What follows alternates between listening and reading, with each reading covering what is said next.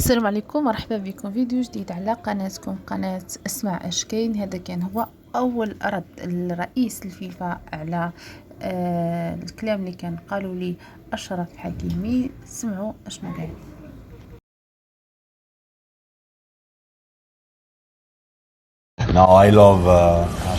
أنا أحب أشرف حكيمي بالطبع، إنه لاعب عظيم،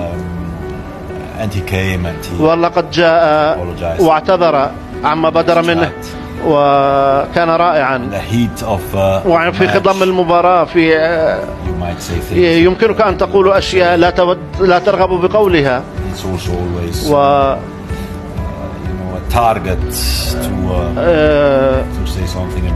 كان يهدف لأن يقول شيئا عن الحكم، لكنني أعتقد يجب أن نركز أفضل على الأداء الرائع للمغرب. المغرب لعبت بشكل عظيم كرة قدم عظيمة للغاية، ويجب أن نثني على أداء الفريق المغربي، حكيمي، زياش، كلهم. المدرب مدرب شاب، مدرب رائع، وأن يجعل هذا الفريق يلعب كرة قدم مميزة، دفاع قوي وحارس مرمى رائع. بونو مثلوا قارتين، لأنهم يمثلون العالم العربي ويمثلون قارة أفريقيا، وتأهلوا لنصف النهائي. والبعض كان يقول كان أمرا مفاجئا.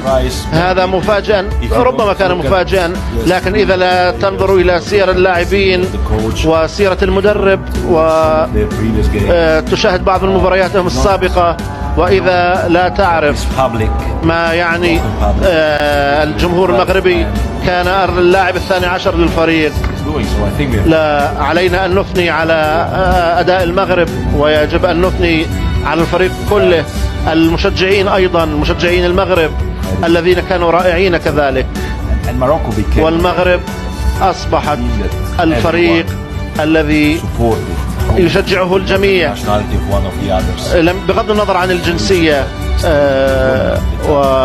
لأنهم كانوا يرون المغرب، الفريق كرواتيا كانت ليست بلدا كبيرا، لكنها بلد وصلت للنهائي قبل 4 سنوات، وتعرف عن كرواتيا. المغرب أيضا لقد لامست قلوبنا وأثرت قلوبنا وكل العالم.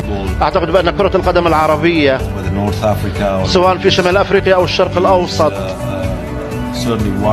هي من كرات القدم التي في تطور مستمر وستبهرنا في المستقبل.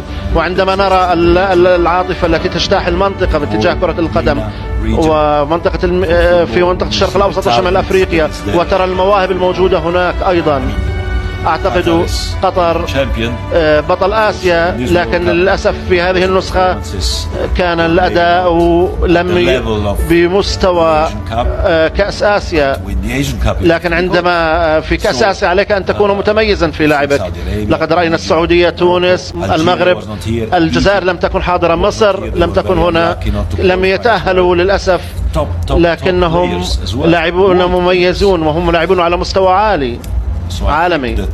لذا فإنني أعتقد بأن مستقبل كرة القدم سيتحدث اللغة العربية إن شاء الله.